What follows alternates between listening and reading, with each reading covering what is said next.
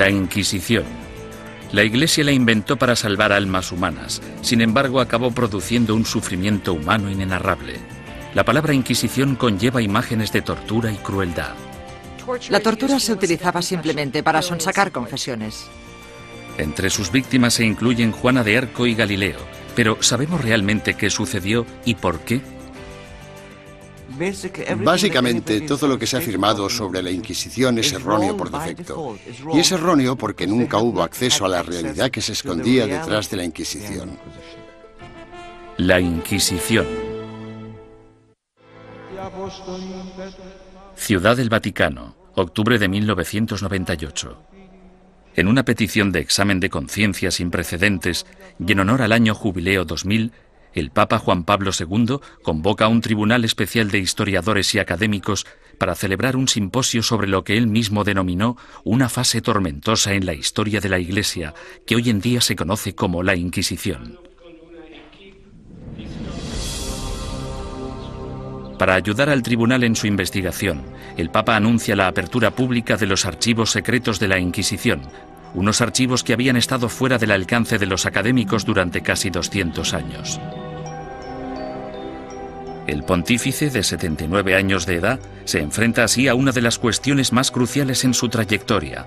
¿Debería la Iglesia Católica pedir disculpas por los pecados cometidos durante la Inquisición?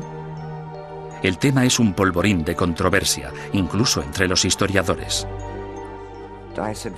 Yo creo firmemente que esta disculpa era innecesaria, porque la Iglesia no fue responsable de la mayoría de las persecuciones que hemos tenido en el pasado europeo.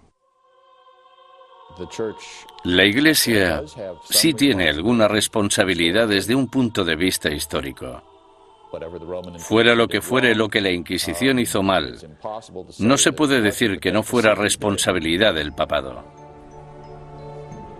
Todos los académicos deben afrontar una cuestión central y perturbadora.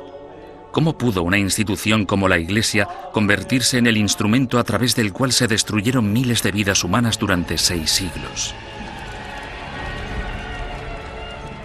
La primera respuesta implica comprender que nunca hubo una única y todopoderosa Inquisición, sino más bien instituciones independientes en España, Portugal e Italia. Lo que compartían era un oscuro y perpetuo miedo, el miedo a la herejía religiosa.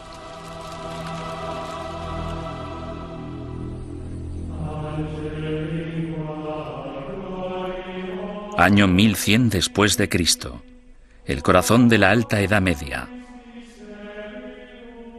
Una frágil alianza de reinos y provincias, conocida como el Sacro Imperio Romano, ocupa gran parte de lo que hoy conocemos como la Europa moderna.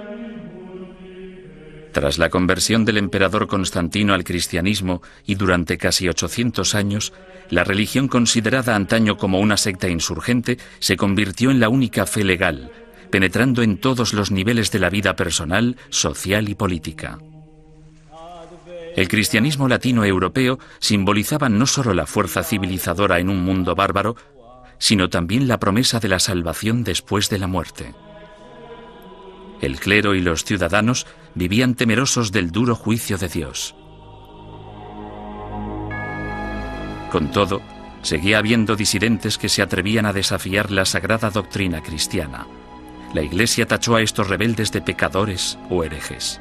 El estar equivocado en relación al dogma de la Iglesia no te hace hereje porque existen muchos dogmas religiosos.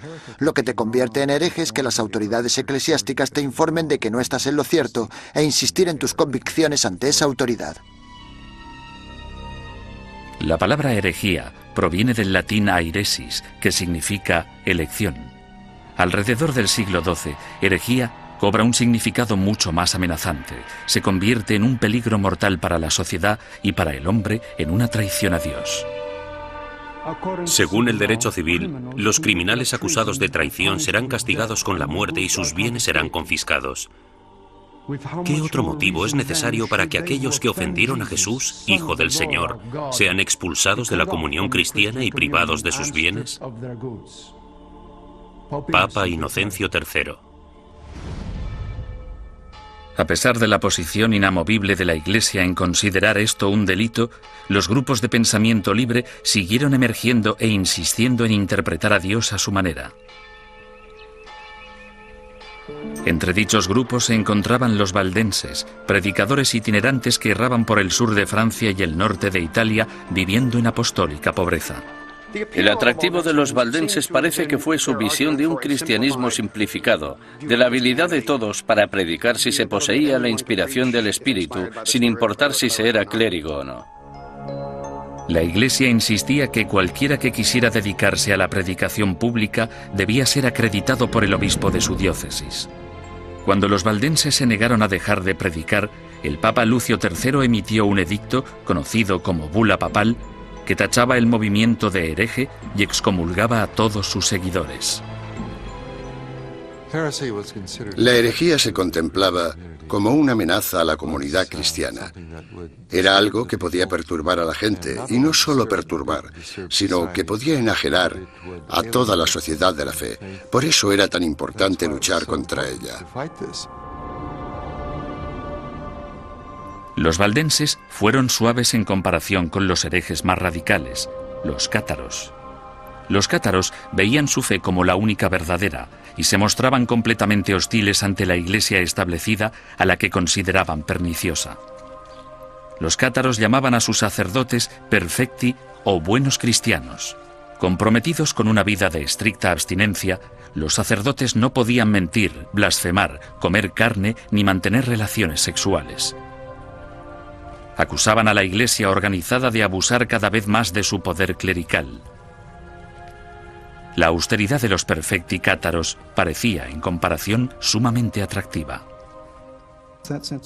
En ese sentido, era una vergüenza para la Iglesia que existiera un grupo capaz de vivir realmente de acuerdo con la fe de Cristo y sus apóstoles, mientras que los abogados y administradores de la Iglesia vivían como grandes príncipes.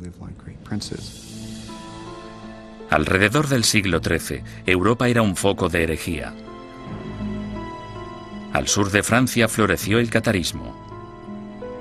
La tensión aumentó hasta que una conspiración cátara asesinó a un representante papal que predicaba en la región del Languedoc en el año 1208. Ultrajado, el Papa Inocencio III reclamó una nueva cruzada en contra de los herejes. Lo que hizo fue básicamente pedir a la nobleza del norte de Francia que se trasladara al sur del país y que convenciera a los nobles de la región, que no perseguían al movimiento cátaro, de que lo hicieran y que propiciaran las condiciones adecuadas para erradicar a los cátaros del mundo rural. El Papa denomina esta guerra santa contra sus semejantes cristianos la Cruzada Albigense, en honor a la catedral francesa de la ciudad de Albi. Las atrocidades que cometieron sus cruzados del norte se convirtieron en legendarias. Los perfecti cátaros, fácilmente identificables por sus atuendos negros, eran asesinados en el acto. Los perfecti no intentaron esconderse, en parte porque la muerte les liberaba de este terrible mundo material en el que el Dios mezquino les había sumergido.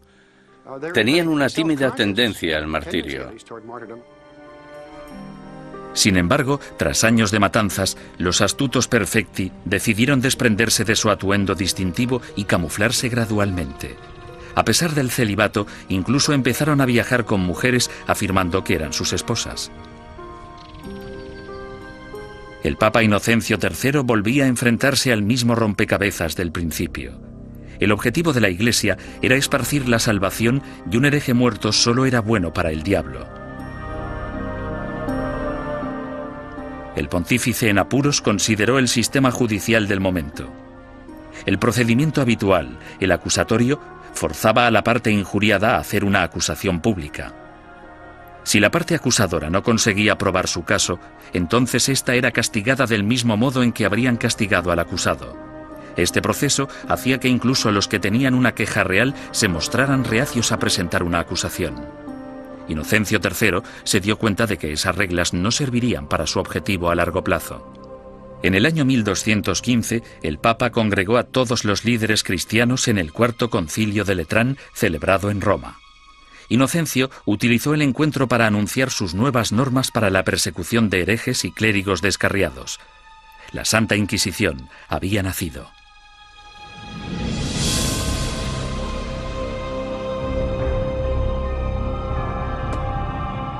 El sistema de la Inquisición suponía una innovación maravillosa y se asemejaba bastante al Tribunal Popular de nuestro sistema, que emite una causa probable y una acusación.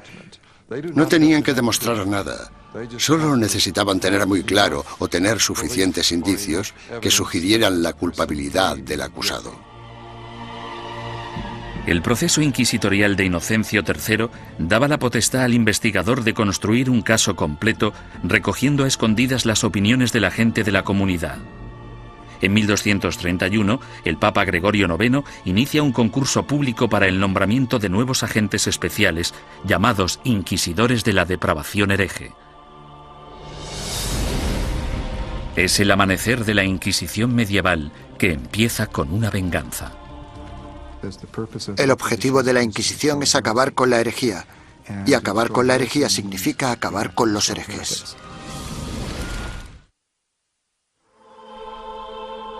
El Papa Inocencio III fracasó en su intento de eliminar a los cátaros, la secta más poderosa del sur de Francia.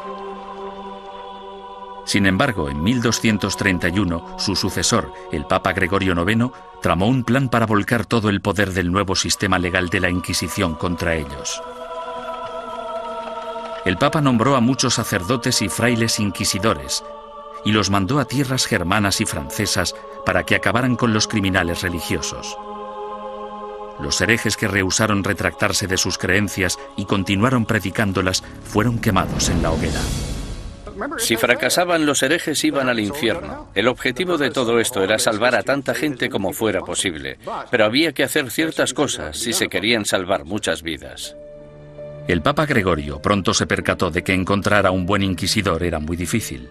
Los más entusiastas a menudo eran fanáticos fuera de control. Conrad de Marburg, el más célebre de los primeros inquisidores, convenció a Gregorio IX de que había descubierto una secta secreta alemana llamada los luciferinos. El modus operandi de Conrad consistía en reclutar a una pandilla de linchamiento, arrestar a los supuestos herejes y ofrecerles dos opciones: retractarse o arder vivos.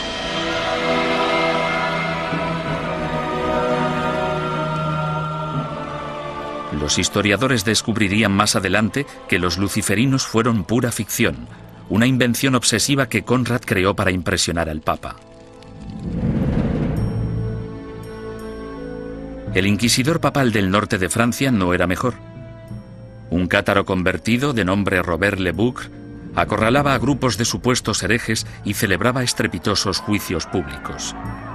En un suceso devastador, 183 cátaros fueron interrogados, sentenciados y quemados vivos en un solo día.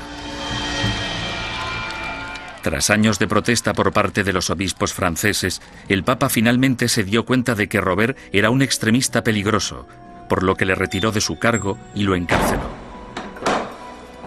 Había que hacer algo, y tenía que haber alguien mejor para hacerlo que estos individuos, devotos, aunque extremadamente incompetentes y peligrosos. Este fue el momento en el que Gregorio IX se fijó en los dominicanos. Fundada por Santo Domingo en 1216, la orden dominicana estaba capacitada para realizar el trabajo de inquisidor. Educados como teólogos, los dominicanos estaban habituados a la vida en la calle y a predicar contra la herejía. A mediados del siglo XII, Gregorio IX ordenó a 4 docenas de inquisidores dominicanos que buscaran y procesaran a los cátaros, los valdenses y a los demás grupos herejes. El pontífice anunció de forma oficial a sus obispos la llegada de los inquisidores a los burgos y pueblos de Francia, Italia, Alemania y España. Ordenamos que se les reciba amablemente y que se les trate con honor, dándoles buenos consejos, ayuda y apoyo, de tal modo que puedan realizar la tarea que les ha sido encomendada. En esta carta, Gregorio IX pedía a sus obispos mucho más que simple hospitalidad. En su búsqueda de herejes, los inquisidores papales necesitaban confiar en información interna, rumores y otras habladurías recogidas gracias a una red informal de clérigos informadores que trabajaban como espías.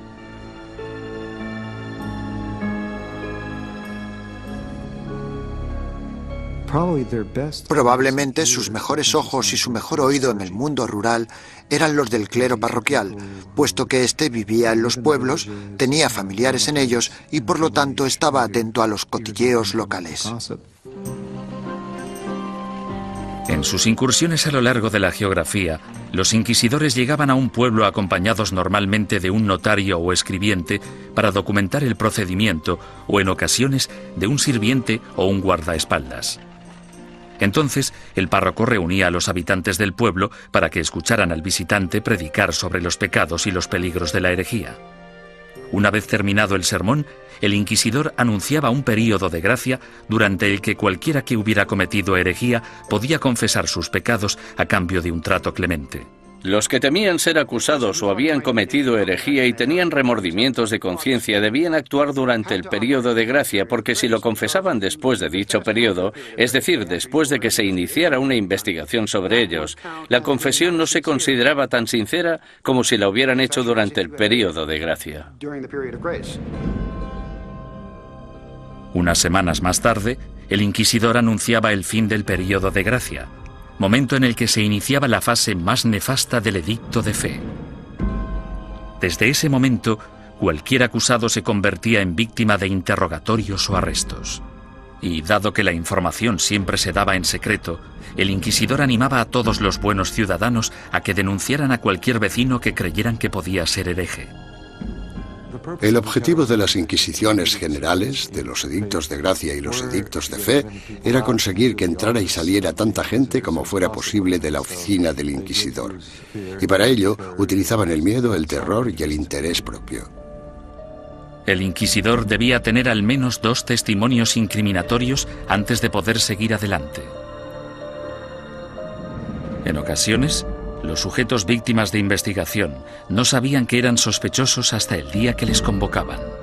Durante el procedimiento inquisitorial, la mayoría de las pruebas se recopilaban antes de que tuvieras conciencia de que había una investigación en marcha. Cuando te informaban del caso, la investigación ya había finalizado. Bastante diferente al sistema actual. Conscientes del peligro de las acusaciones falsas o maliciosas, los inquisidores intentaban diferenciar las mentiras de la verdad. Cuando hacían subir al estrado a un acusado por primera vez, le hacían nombrar a todos sus enemigos. Si alguno de esos nombres coincidía con cualquiera de los nombres de la lista de testigos, el inquisidor debía desestimar ese testimonio. Sin embargo, las protecciones legales se acababan aquí. El acusado nunca llegaba a saber el nombre de quienes le acusaban, ni tampoco los motivos por los que se le acusaba. Era muy complicado demostrar tu inocencia una vez acusado por los inquisidores. Incluso los sospechosos que confesaban haber cometido herejía no podrían reconciliarse con la Iglesia hasta que dieran nombres e información de otros supuestos herejes. Si obstaculizaban la investigación, se arriesgaban a sentencias de cárcel y a perder todas sus propiedades. Si no cooperabas, los inquisidores podían reducir tu ración de comida y encadenarte a la pared. Por tanto, el principal método para conseguir que la gente confesara era simplemente encerrarlos durante largos periodos de tiempo y dejarles reflexionar. ¿Cómo llevaban los inquisidores su trabajo tan en secreto? Han sobrevivido algunos manuales prácticos dándonos una aproximación fascinante a ese período. Uno de ellos, llamado Conducta de interrogación relacionada con la depravación hereje, fue escrito por un inquisidor retirado, Bernard Guy, en el año 1324.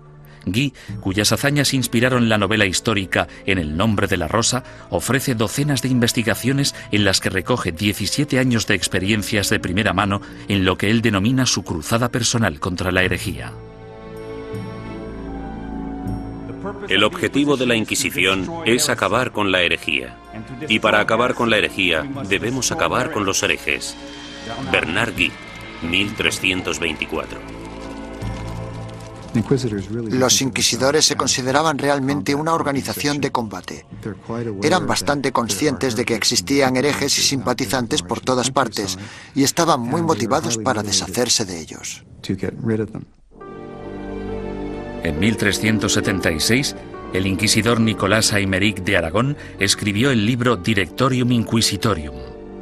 En él, Describía la tenacidad y el compromiso que debía tener un inquisidor de los siglos XIV y XV, e incluso incluyó una lista práctica de trucos inteligentes utilizados para engañar a los sospechosos para que confesaran. Uno de los trucos que me asombró fue el de sentarse con una vitela pequeña en las rodillas y mirarla y comprobarla mientras la persona da su testimonio. Luego, en algún punto dices, no, lo que estás diciendo no puede ser verdad. Está clarísimo que no me estás diciendo la verdad. Y entonces el sospechoso, sometido al interrogatorio, piensa que lo que tienes es la declaración de otra persona cuando en realidad solo tienes una vitela en blanco.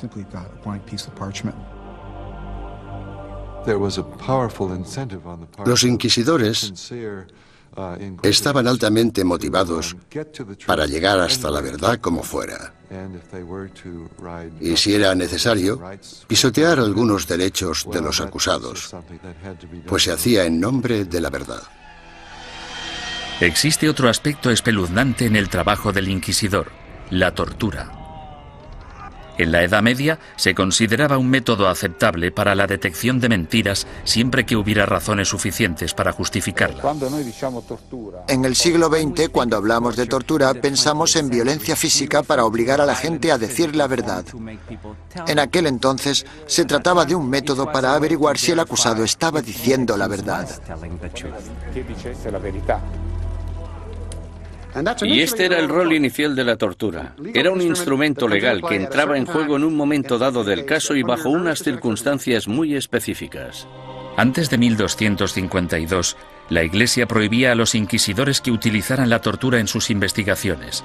Pero tras el asesinato del inquisidor Pedro Mártir en Lombardía a manos de los cátaros, el Papa Inocencio IV abrió la veda y dejó que métodos antiquísimos, en especial la tortura, entraran en la lucha contra la herejía.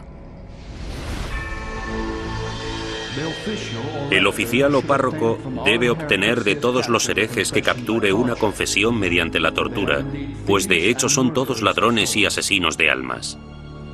Papa Inocencio IV. Por lo tanto, la tortura no fue algo inventado por los inquisidores. En este caso, solo seguían los dictámenes de la ley. La tortura se destinaba a dos tipos de prisioneros: los que se negaban a retractarse y los que parecían saber más de lo que contaban. Los inquisidores escogían la técnica de la tortura, pero dejaban el trabajo en manos de torturadores profesionales, expertos en causar dolor. Para empezar, debían describir la tortura a la persona. Luego debían mostrar los instrumentos de la tortura al acusado. Y tras dar 3 o 4 pasos como estos, el acusado sufría alguno de esos métodos de tortura. Sin embargo, dicho acusado podía decir en cualquier momento: ya he tenido suficiente. La estrapada era uno de los métodos de tortura más populares en la Edad Media y el Renacimiento. Las manos del acusado se le ataban a la espalda y a una cuerda que se colgaba de una viga en el techo. En algunas ocasiones se añadían pesos en los pies de la víctima. Una vez izado, se bajaba al prisionero y se le volvía a levantar de un tirón o se le sacudía violentamente. Los atornilladores de piernas o las prensas de espinillas eran instrumentos mecánicamente más sofisticados para causar dolor. Con cada vuelta de tornillo, más aguda se volvía la presión sobre las piernas del prisionero. En medio de toda esta mutilación se encontraba el notario del inquisidor, apuntando con esmero y fidelidad los acontecimientos de la sesión y listo para anotar la confesión tan pronto se produjera. El clero justificaba todo esto como un acto de benevolencia. Al fin y al cabo, si la tortura llevaba a la confesión, el injuriador podía finalmente reconciliarse con Dios y recibir la salvación.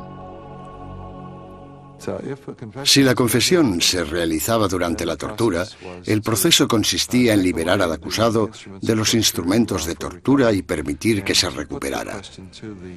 Luego se le repetía la pregunta para comprobar si el acusado solo se había dejado llevar por el miedo al dolor o si realmente había dicho la verdad. Con todas esas técnicas a su disposición, no resulta sorprendente que los inquisidores fueran convincentes en casi un 90% de los casos. ¿Podía la herejía estar realmente tan extendida? ¿O eran los inquisidores los que utilizaban su poder para asustar a la gente y obligarles a hacer confesiones falsas?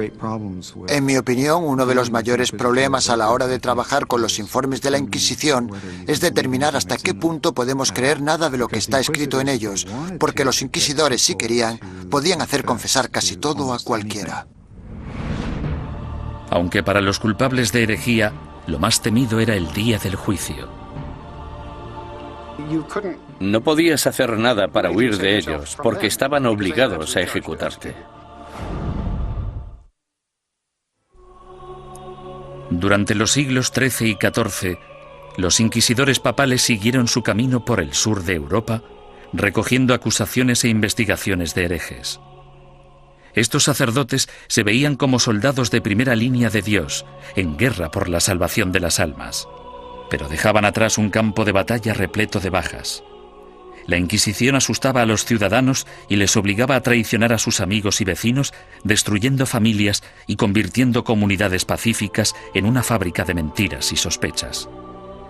A lo largo y ancho del Sacro Imperio Romano y de los reinos y principados de Europa, los ciudadanos esperaban el sermo generalis o el juicio del proceso inquisitorio. Los castigos o penitencias iban desde el azotamiento público al encarcelamiento o a los trabajos forzados. A menudo se obligaba a los convictos a llevar ropa distintiva para hacer pública su vergüenza. Lo habitual es que llevaran una cruz amarilla en sus ropas, una en la parte delantera y otra en la espalda, y tenían que llevarlas siempre que salieran a la calle. No podían ocultarlas con nada, y si se caían se suponía que debían reponerlas. Los que iban marcados con la cruz amarilla se convertían en parias de la comunidad, pero su destino era clemente comparado con las penitencias que sufrían los herejes reincidentes, es decir, los que se retractaban y luego volvían a sus viejas costumbres. Su castigo era la ejecución. El derecho canónico, sin embargo, prohibía a los miembros del clero participar en cualquier juicio de sangre, por lo que los inquisidores entregaban a los herejes condenados a las autoridades civiles. Los inquisidores derramaban algunas lágrimas de cocodrilo y decían algunas palabras con la esperanza de que las autoridades civiles mostraran clemencia con esa gente. Sin embargo, su mayor deseo era que los condenaran a la hoguera. Cuando la Inquisición entregue a los culpables de herejía al poder civil, el magistrado de la ciudad deberá hacerse cargo de ellos en el acto y, en un periodo máximo de 5 días, deberá ejecutar las leyes hechas contra ellos. Papa Inocencio IV, 1252. Una vez completado el juicio Sermo Generalis, las autoridades laicas escoltaban a los condenados hasta un emplazamiento alejado de las calles de la ciudad. Allí los ataban a estacas de madera apuntaladas sobre toneladas de leña. Los inquisidores nunca acudían a estas ejecuciones. Se te permitía hacer la última confesión a un sacerdote si lo deseabas. Sin embargo, puesto que estabas bajo la custodia del poder laico, no podías hacer nada para escaparte de ellos porque estaban obligados a ejecutarte. Quemar en la hoguera es una de las sentencias de muerte más horribles que se puedan imaginar. Las llamas podían tardar horas en consumir por completo al condenado. Si la víctima estaba de suerte o sus familiares eran suficientemente influyentes, entre la leña se colocaba mucha madera húmeda para que generara mucho humo. La muerte por asfixia era preferible a la agonía de quemarse vivo.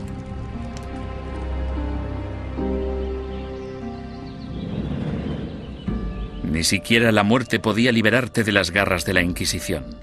En ocasiones, personas que habían muerto hacía años recibían acusaciones post-mortem y eran condenadas por herejía. Se saqueaban sus tumbas y se lanzaban sus restos a la hoguera. Desgraciadamente para la familia del fallecido, lo peor aún estaba por llegar. Las autoridades civiles confiscaban automáticamente todas las propiedades de los herejes fallecidos, dejando desvalidos a sus esposas e hijos sin importar su lealtad religiosa. La mañana siguiente a una ejecución a menudo atraía a los coleccionistas de reliquias, basureros que acudían con sacos a barrer las cenizas en busca de piezas de cadáveres. En la mayoría de los casos, no se trataba ni de necrófagos ni de locos. Normalmente eran los que creían que aquellos que morían ejecutados eran mártires y merecían ser venerados. Mucha gente pensaba que los herejes eran buenos cristianos y los inquisidores gente malvada, por tanto podía darse un contraataque. El siglo XIV fue testigo del punto más álgido de la campaña de la Inquisición. Gracias a su inmenso poder, la Iglesia combatía la traición con la misma dureza incluso contra sus propios rangos. Cuando un grupo de franciscanos decidió desvincularse de la orden y llamarse a sí mismos franciscanos espirituales, el Papa Juan XXII les acusó de abandonar los ideales de su fundador, San Francisco de Asís, y ordenó a la Inquisición que acabara con ellos. Tras quemar en la hoguera a 4 líderes franciscanos espirituales en Marsella el año 1317, la mayoría de los rebeldes restantes volvieron a la orden original. Durante los 150 años de la Inquisición papal de Gregorio IX, los principales movimientos herejes, los cátaros y los valdenses, fueron virtualmente erradicados de la Europa occidental. Al reducirse el número de herejes, parecía que la Inquisición acabaría desapareciendo por completo. Sin embargo, el negocio de la cacería y el castigo de brujas resucitó el proceso con una venganza durante el siglo XIV. Se consideraba herejía, puesto que se creía que para conseguir poderes, el hechicero debía renunciar a Dios y a su bautismo. Es decir, que debía romper un contrato y rendir algún tipo de homenaje al diablo para poder conseguir esos poderes. El diablo nunca da nada a cambio de nada. La política corrompió los primeros casos de brujería. En 1307, Francia se encontraba casi en bancarrota tras una serie de fracasos bélicos. Su rey, Felipe el Hermoso, envidiaba las riquezas y las propiedades que poseían los caballeros templarios, una orden de poderosos monjes guerreros que se formó durante la primera cruzada a Tierra Santa. El rey Felipe los acusó falsamente de brujería, y durante los 7 años siguientes se torturaron y encarcelaron o quemaron en la hoguera a miles de templarios por toda Europa. Ningún historiador moderno cree que los templarios fueran objetivamente culpables de los cargos que se les imputaron: sodomía, adoración al diablo, herejía, etcétera, etcétera. En mi opinión, esto fue una verdadera manipulación cínica del proceso por parte de Felipe el Hermoso, y supone uno de los ejemplos más espeluznantes de hasta qué punto podían llegar a pervertirse los procedimientos inquisitoriales. Un siglo después, tras su triunfo sobre los ingleses en Orleans, Juana de Arco fue capturada y encarcelada por sus enemigos, que temían su creciente poder político. La entregaron al Tribunal Inquisitorial, organismo que utilizaron como instrumento en su contra. Los que acusaban a Juana defendían que las voces que ella consideraba su inspiración eran las voces del diablo y que sus premoniciones eran brujería. Juana fue condenada y murió en vehemente agonía. La nueva herejía de brujería diabólica parecía muy peligrosa tanto para la Inquisición como para las autoridades civiles, y engendró el manual práctico más relevante e influyente de todos. Publicado en 1486, Malleus Maleficarum, o El martillo de las brujas, proporcionaba apoyo teológico, consejos legales y varias técnicas para acusar, torturar y sentenciar a las brujas. Se trata de un documento infame, puesto que crea la imagen arquetípica de la mujer bruja, además de ser una de las obras de todo el mundo literario que muestra más abiertamente su misoginia. Cuando una mujer piensa por sí misma, solo piensa en cosas malas. Como son más débiles de cuerpo y alma, no resulta sorprendente que puedan sucumbir al hechizo de la brujería. Toda brujería procede de la lujuria carnal que en las mujeres es insaciable. Malleus Maleficarum. La historia ha demostrado que uno de los autores de Malleus Maleficarum, un inquisidor de nombre Heinrich Kramer, tenía ciertos problemas para controlar su propia insaciable lujuria carnal. En el año 1485, Kramer fue acusado de llevar a cabo una inquisición en la región de Innsbruck, lo que ahora es Austria. Él mismo se buscó los problemas porque la mayoría de los interrogados eran mujeres y las preguntas tenían relación con sus actividades sexuales. Alarmado por la manifiesta obsesión sexual de Kramer, el obispo ordenó que destituyeran al inquisidor y que liberaran a todos sus prisioneros. 2 años más tarde apareció Malleus Maleficarum. Nació de la frustración de Kramer por la experiencia de Innsbruck y de la furiosa misoginia que sufría. Durante los siguientes 200 años, el Malleus Maleficarum se convirtió en un bestseller y llegó a ser publicado en 4 lenguas distintas. Estaba destinado a convertirse en la principal fuente de inspiración de los cazadores de brujas laicos, católicos y protestantes que aterrorizarían Europa y Norteamérica durante los siglos XVII y XVIII. Durante el siglo XV, sin una nueva política ni postura por parte del papado, la Inquisición empezó a desvanecerse poco a poco. Por lo general, los tribunales inquisitoriales se mantenían en activo solo si un inquisidor en particular quería seguir persiguiendo la herejía. Si no quería, no pasaba nada. Y así fue como los tribunales fueron perdiendo fuerza. Sin embargo, en España, la astucia política del rey y la devoción de la reina se apoderaron del proceso inquisitorio e hicieron que su aterrador poder recayera en su propia gente. El número de personas que se quemaban vivas en una misma hoguera era pasmoso, incluso para los estándares actuales.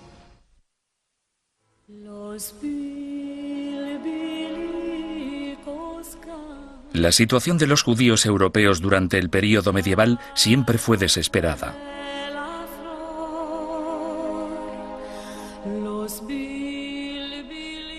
Expulsados de una nación tras otra, a partir del siglo IV, algunos finalmente se establecieron en España. Prosperaron viviendo y trabajando en relativa armonía tanto con musulmanes como con cristianos. Pero a finales del siglo XIV, una serie de problemas económicos y levantamientos sociales despertaron antiguos prejuicios. En las décadas de 1380 y 1390, amotinamientos en contra de los judíos provocaron el incendio de sinagogas y el asesinato de miles de judíos. La solución de las autoridades españolas fue expulsar del país a todos los judíos que no se convirtieran al cristianismo. Muchos decidieron marcharse, otros, sin embargo, hartos de una persecución sin fin, optaron por abandonar la religión de sus antepasados para poder quedarse en España. La conversión en masa de los judíos el año 1391 en España es casi única en la historia judía. En muy pocas ocasiones se había conseguido que tantos judíos se convirtieran al mismo tiempo junto con sus rabinos y sus riquezas. Esto redujo en gran número la población de judíos en España. Debido, al menos en parte, a su antigua ética cultural de escolarización y esfuerzo continuo, estos nuevos cristianos, llamados conversos, prosperaron durante las décadas siguientes. Como judíos habría sido ilegal que realizaran ciertos trabajos o que ocuparan ciertas posiciones en el gobierno. Sin embargo, como cristianos las posibilidades abundaban. Desde los inicios de la historia de la conversión de los judíos, tenemos a conversos obispos, conversos ministros, conversos líderes financieros. Tenemos conversos ocupando las más importantes posiciones de la sociedad cristiana, porque esa era la ventaja de convertirse. Y fue precisamente esto lo que pudo originar las objeciones de los otros cristianos, que recelaban de la creciente relevancia de esa gente que anteriormente había sido judía. En tan solo unas pocas generaciones, miembros de la Iglesia Católica de España empezaron a acusar a estos nuevos cristianos de practicar secretamente la religión judía mientras mantenían una fachada apropiadamente cristiana. Este fenómeno judaizante era en parte verdad, puesto que algunos conversos, aunque se autoproclamaban cristianos, mantenían costumbres que habían heredado de sus antecesores. La dimensión de la llamada actividad judaizante era más de carácter cultural que religiosa. En otras palabras, realizaban ciertas cosas que sus padres y sus abuelos habían hecho y en las que no veían nada particularmente malo, como encender velas el sábado.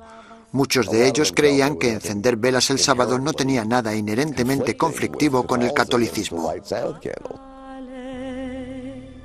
Su condición de cristianos bautizados también significaba que si se intuía de cualquier modo que recaían en el judaísmo, podían ser acusados de herejía.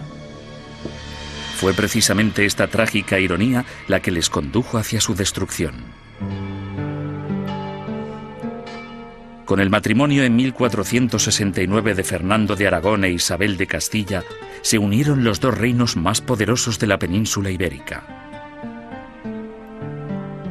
Los consejeros dominicanos de Isabel pronto la convencieron de que la actividad judaizante suponía una amenaza mortal para el catolicismo en España y que una inquisición podría ser la única solución.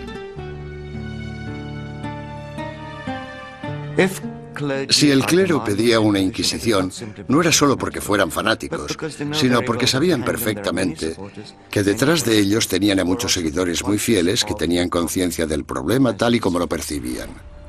El rey Fernando, astuto estratega político, vio que una alianza con la Iglesia Católica podía beneficiar a España en muchos sentidos. Aparentemente, Fernando tenía otros planes en mente.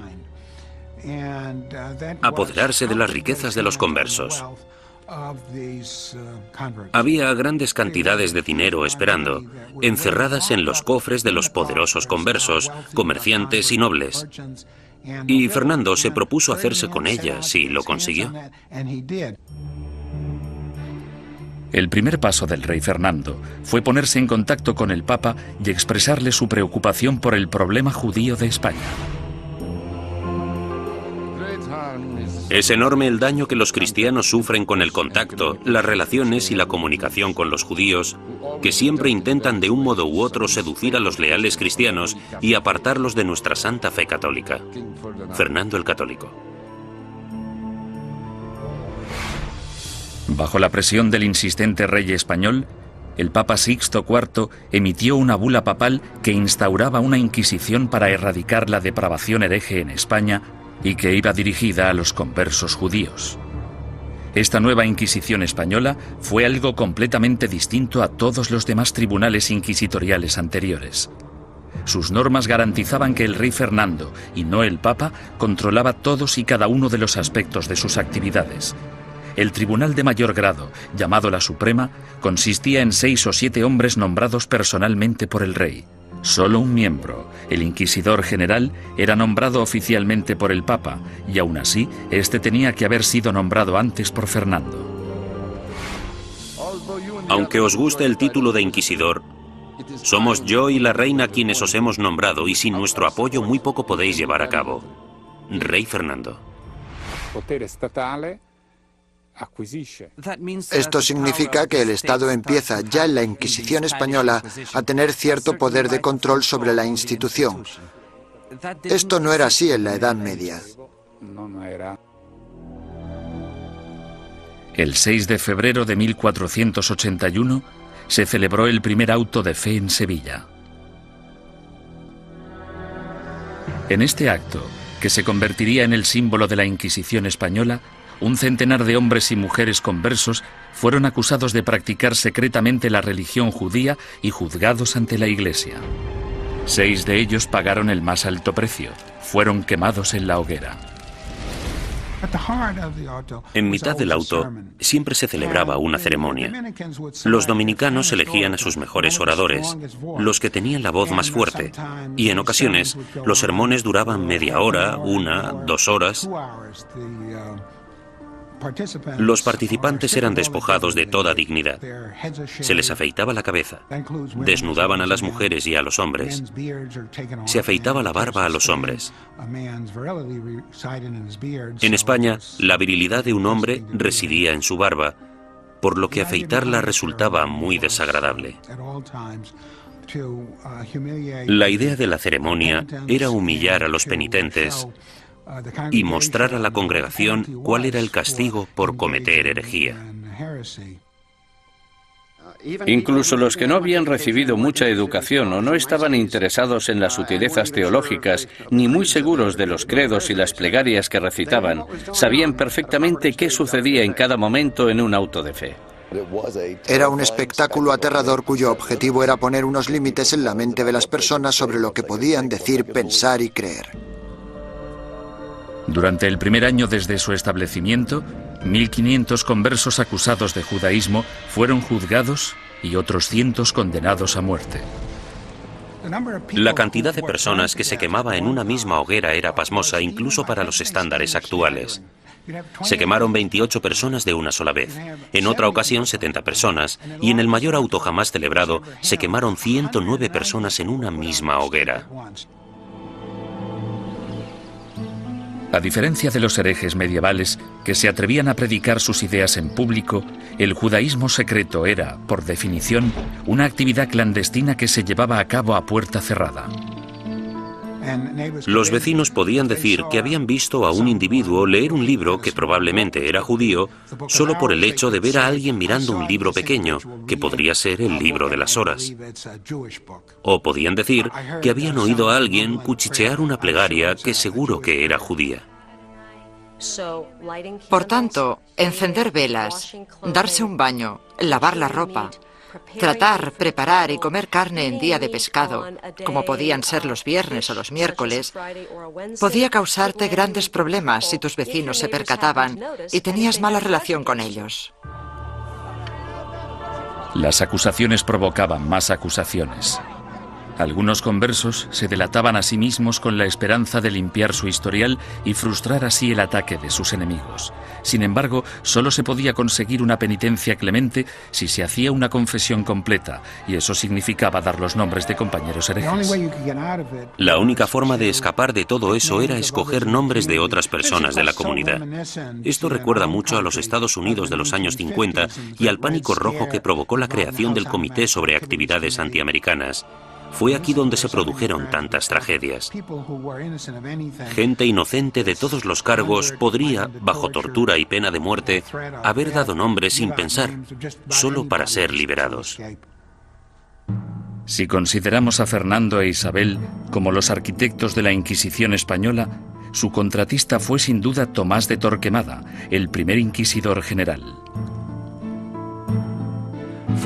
A partir de 1490, Torquemada redactó minuciosa y sistemáticamente reglas que todavía conservamos en papel para guiar a los inquisidores, incluyendo el más mínimo detalle sobre lo que debían o no debían hacer. Y como consecuencia, podemos considerarle el fundador de la Inquisición. No hay ninguna duda de que Torquemada presidió la Inquisición durante su período más sanguinario y que ejerció mucha influencia sobre la corona. A pesar de que se le ha retratado de todos modos, desde un loco hipnotizador hasta un monje siniestro y obsesionado por el sexo, los historiadores saben muy poco sobre él. Era el típico teólogo fanático, antisemita y extremadamente hostil a los conversos. Era un hombre que concentraba toda esa intolerancia y ferocidad tan característica de los primeros inquisidores.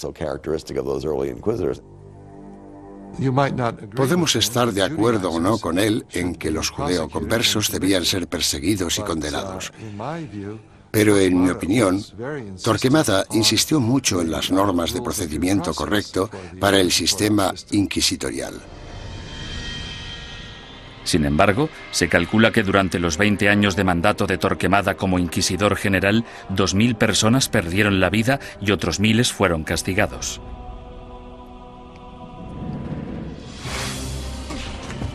A ello se le sumó un alocado complot de asesinato que selló el destino de los judeoconversos españoles y aseguró el papel de la Inquisición en España durante los siguientes 200 años. Los judíos no ganaban nada convirtiéndose. La situación social no cambió en ningún sentido. Solo podía empeorar para la gente de origen judío. 5 años después de su nacimiento, la Inquisición se encontraba en plena forma, ganándose a pulso su temible reputación. Los conversos españoles, los judíos convertidos al catolicismo, no podían acudir a ningún lado en busca de justicia. Tanto la Iglesia como las autoridades civiles seguían la misma lógica aplastante. Todos los conversos que rehuían la Inquisición eran, por defecto, culpables. Todos los que daban el paso y se delataban a sí mismos eran, puesto que lo admitían, culpables. Y todos aquellos que eran juzgados y condenados eran, evidentemente, culpables. Los procedimientos interinos del Tribunal de la Inquisición se mantenían en privado y los informes se protegían cuidadosamente, incluso de la corona. Cuando la Inquisición española arrestaba a alguien, esa persona simplemente desaparecía en la cárcel hasta que la Inquisición acababa con ella. Los familiares y amigos quedaban a la espera, llenos de preocupación y sin poder ayudar. Los españoles convirtieron este hecho en un verdadero fetiche, el secreto. Me refiero a que este era uno de sus principios fundamentales, la creencia de que el prestigio de la institución dependía en gran medida de la capacidad de mantener intacto el secretismo. Para los acusados, la naturaleza surrealista y casi arbitraria del proceso generaba terror. No existía ningún juicio. Eran más bien audiencias tras las que el prisionero volvía a su celda.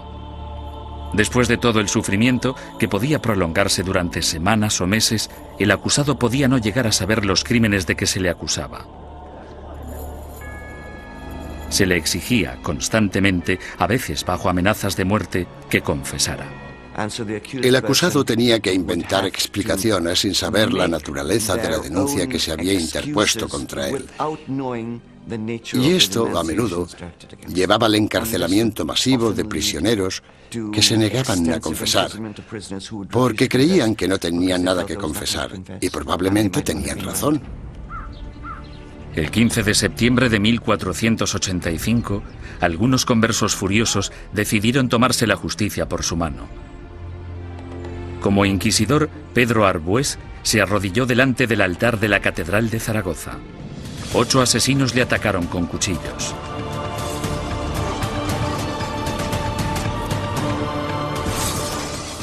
Arbués murió al día siguiente, y con él la esperanza de todos los conversos españoles, pues el desdichado complot hizo que los judíos perdieran la simpatía pública para siempre y garantizó a la Inquisición un lugar en la sociedad española durante las generaciones venideras. Entre los académicos hay una pregunta obvia que ha generado más debate que cualquier otra. ¿Practicaban realmente los conversos el judaísmo en secreto o fueron simplemente cabezas de turco de la intolerancia?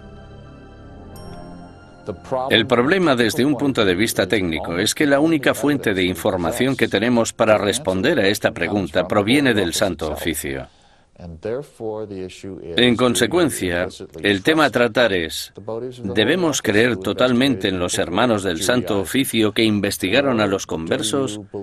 ¿O debemos pensar que fue básicamente un fraude, una gran exageración basada en falsos testimonios?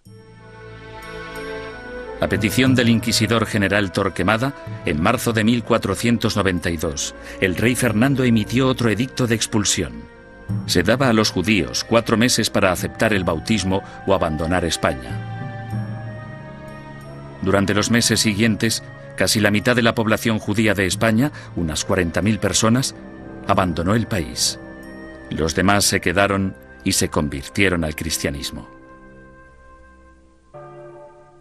Simplemente cayeron en la misma trampa que habían tendido a sus antepasados judíos hacía 100 años. Por tanto, los judíos no ganaban nada convirtiéndose. La situación social no cambió en ningún sentido. Solo podía ir a peor para la gente de origen judío. No lloréis a vuestra partida, pues vosotros tenéis que beber vuestra propia muerte de un sorbo, mientras que nosotros tenemos que quedar atrás, entre esta gente malvada, recibiendo la muerte de ellos cada día. Juan de León, judío español converso. En 1499, la orden de expulsión se amplía para incluir a todos los musulmanes no convertidos de España. Durante los casi 25 años siguientes, una serie de rebeliones, expulsiones y bautismos forzados generan otra clase social de nuevos conversos al cristianismo, los moriscos. Lo que tenemos aquí es el mismo escenario que el de los conversos, un grupo de gente que pertenecía a otra cultura y a otra religión y que ahora eran teóricamente cristianos. Esta era una situación hecha a medida que la Inquisición utilizó para apartar a los musulmanes y hacerles practicar el cristianismo. Las persecuciones de moriscos se triplicaron durante los siguientes 100 años. Sin embargo, estos no pudieron o no quisieron adaptarse. Finalmente, en 1609, las autoridades españolas decidieron que los moriscos eran imposibles de convertir y los expulsó a todos. El odio por la Inquisición española era tan intenso entre los musulmanes como entre los judíos. En su intento de conservar el catolicismo como la única religión de España, la Inquisición española encarceló a ciudadanos inocentes, confiscó propiedades, destruyó familias y mandó a miles de personas a la muerte. Lo que no utilizó muy a menudo, según los historiadores, es lo que la ha hecho tan famosa: la tortura. Una de las cosas que se han podido afirmar con seguridad gracias al reciente estudio de la Inquisición es que la tortura se utilizó en muy pocas ocasiones en dicha institución. La tortura se utilizaba única y exclusivamente para sonsacar la confesión, y una vez se había conseguido, la tortura cesaba. Los inquisidores se enfurecían si sus subordinados torturaban a individuos demasiado viejos, demasiado enfermos, leprosos o supuestos enfermos mentales. Tampoco querían que se torturara a niños. Pero no importa la poca frecuencia de uso, la Inquisición tenía reglas concisas sobre cómo ejercer la tortura. A los prisioneros, ya fueran mujeres u hombres, se les desnudaba. Solo se les cubría sus partes íntimas. No todo el clero de entonces practicaba el celibato, y todos los que lo practicaban no eran capaces de contemplar una escena de estas características una y otra vez sin sentir el más mínimo arrebato de sadismo o satisfacción sexual. Decir que esto podía prolongarse durante siglos es no comprender en absoluto la naturaleza de la sexualidad humana. La garrucha, versión modernizada de la estrapada medieval, se convirtió en el método de tortura más común. El potro, probablemente el instrumento de tortura más famoso de todos, también era muy efectivo, aunque tenía algunos inconvenientes. Su uso no podía prolongarse porque una de las reglas vitales de la tortura era que la Inquisición no podía derramar sangre. Si se vertía una gota de sangre, la tortura debía suspenderse. La toca, o tortura con agua, se convirtió en la favorita de los inquisidores españoles. Durante el terrible sufrimiento, la boca del prisionero se mantenía abierta a la fuerza y se introducía una pieza de ropa por la garganta. Luego se vertía agua por la garganta, de modo que la pieza de ropa quedaba empapada y provocaba al prisionero violentos espasmos. Durante la Inquisición española, la tortura no podía aplicarse más de 3 veces y nunca durante más de 15 minutos. Las afirmaciones que hacían los prisioneros no eran legales, a no ser que las ratificaran 24 horas después, lejos de la sala de tortura. Hubo inquisidores que rompieron las reglas, aunque lo hicieron por ignorancia, más que por malicia. El buen juez debe hacer caso omiso de los gritos, lloros, suspiros, temblores o del dolor del acusado. Y toda tortura debe realizarse con tal cuidado que el acusado no se vuelva loco, ni quede herido, lesionado ni indebidamente angustiado. J. Damunder, testigo ocular de las torturas. Se les pedía que siguieran las normas del libro, eso era todo. Yo no he encontrado, sinceramente, demasiados indicios de que se rompieran dichas normas. Me refiero a que tal vez estaban más dispuestos a seguir los procedimientos que los policías de hoy en día. La Inquisición española realizó algunas innovaciones en el área del castigo. La cruz amarilla que llevaban los herejes medievales en sus vestimentas evolucionó hasta un atuendo llamado San Benito. Estas ropas debían vestirse en el juicio conocido como el auto de fe o acto de fe, y luego por encima de la ropa de calle mientras durara la penitencia. La gente que iba por la calle era objetivo de todo tipo de comentarios sarcásticos. Los niños les tiraban piedras, todo esto hacía muy difícil poder ganarse la vida. Ni tan siquiera la muerte liberaba al hereje de la vergüenza. El hábito con el que se enterraba al difunto se colgaba en la parroquia del lugar para recordar a todo el mundo en la ciudad que esa persona y su familia estaban relacionados con la herejía. Muerte y humillación no eran los únicos escollos de la Inquisición. Uno de sus castigos más temidos era convertirse en esclavo en las galeras españolas. Se cree que este castigo fue invención del mismísimo rey Fernando. No tenía nada que ver con la religión, la herejía ni cualquier otra cosa. Pero el rey Fernando se percató de que mucha de esta gente estaba siendo castigada con penas del todo inútiles y pensó, buena idea, ¿por qué no utilizamos a esta gente? Porque yo necesito remeros en mis barcos. Después de la muerte, ser enviado a las galeras era el castigo de la Inquisición española más temido. No puedo imaginarme nada peor que ser esclavo en las galeras. Yo casi preferiría que me quemaran. Al menos acabaría rápido. Durante la expulsión del año 1492, miles de judíos cruzaron la frontera con Portugal, engrosando allí la población judía y reanimando viejas tensiones raciales. A causa de los alborotos resultantes, los judíos portugueses fueron obligados a convertirse al cristianismo, y en 1532 el rey Juan III insistió en que Portugal tuviera su propia Inquisición. Durante 10 años, los ricos conversos portugueses utilizaron todas las formas de persuasión posible, incluyendo enormes sobornos, para convencer al Papa de que no instaurara una Inquisición en su nuevo santuario. Muchos conversos españoles se fueron a Portugal y de hecho pronto superaron en número a la comunidad portuguesa. Dichos conversos creían que en Portugal estarían a salvo hasta que, evidentemente, los portugueses instauraron su propia Inquisición y todo cambió. La Inquisición portuguesa se puso a trabajar de inmediato con los sospechosos de siempre. Entre 1547 y 1580 se celebraron 34 autos de fe en Portugal con casi 2.000 penitentes y 169 ejecuciones. Las persecuciones fueron tan letales que los conversos, la mayoría de los cuales apenas habían emigrado a Portugal desde España, decidieron volver a su tierra natal y enfrentarse a lo que parecía el mal menor de las dos malvadas instituciones. Tras la conquista militar española del Imperio Azteca en 1521 por Hernán Cortés, los conversos portugueses y españoles pronto emigraron a las Américas en busca de un nuevo comienzo. Pero la Inquisición española les siguió de cerca e inició investigaciones en la recién fundada Ciudad de México. En 1528, 2 conversos españoles fueron quemados en la hoguera tras el primer auto de fe celebrado en tierras del Nuevo Mundo.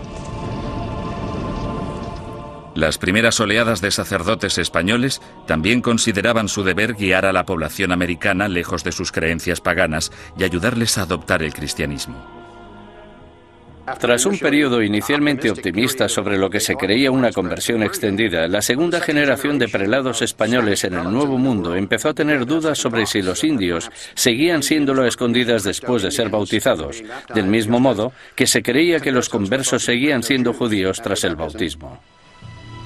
En contra de la política estricta y reacia aplicada tanto a judíos como a musulmanes en España, la Suprema finalmente decidió que los indios simplemente eran incapaces de asimilar las creencias cristianas y que, por tanto, estaban fuera del alcance de la conversión. Sin embargo, la Inquisición pronto se enfrentaría a su mayor enemigo hereje de todos los tiempos, el protestantismo. Y en ocasiones incluso fueron torturados por la Inquisición, lo que parece muy injusto, pero eran protestantes y eran una presa fácil.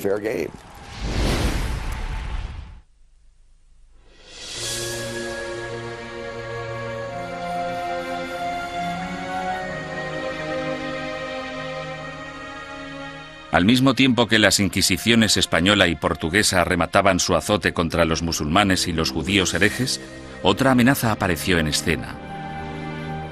En 1517, un sacerdote alemán llamado Martín Lutero dejó su famoso tratado, las 95 tesis, a las puertas de la iglesia de Wittenberg. Se trataba de un ataque acerbo a la Iglesia católica. ¿No es cierto que bajo el vasto cielo no existe nada más corrupto, más pestilente y más odioso que la corte de Roma? La que una vez tuvo las llaves del cielo, ahora es una especie de boca abierta hacia el infierno. Martín Lutero. La carismática protesta de Lutero evolucionó hasta convertirse en una auténtica revolución religiosa. El movimiento de la Reforma sacudió a toda Europa. Alrededor del año 1550, las coronas de Dinamarca, Noruega, Suecia y Finlandia ya se habían acogido a la nueva religión llamada protestantismo. El Papa estaba furioso. La forma en la que se contemplaba desde Estados Unidos la amenaza soviética de los años 50 y 60 sería muy parecida a la forma en la que Roma en aquel entonces contemplaba la amenaza protestante.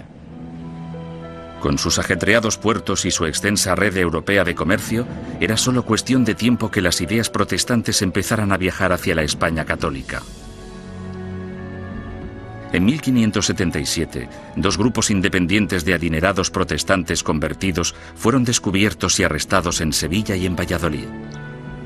Estos arrestos de finales de 1550 fueron terribles para la administración inquisitorial y para el gobierno real, puesto que muchos de los sospechosos ocupaban altos cargos en la burocracia gubernamental. El descubrimiento de dos organizaciones protestantes en dos de las mayores ciudades de España causó oleadas de pánico por todo el país católico. El rey español Carlos V, que había dedicado los últimos 30 años a la lucha contra el protestantismo en Alemania, exigió una purga rápida y despiadada.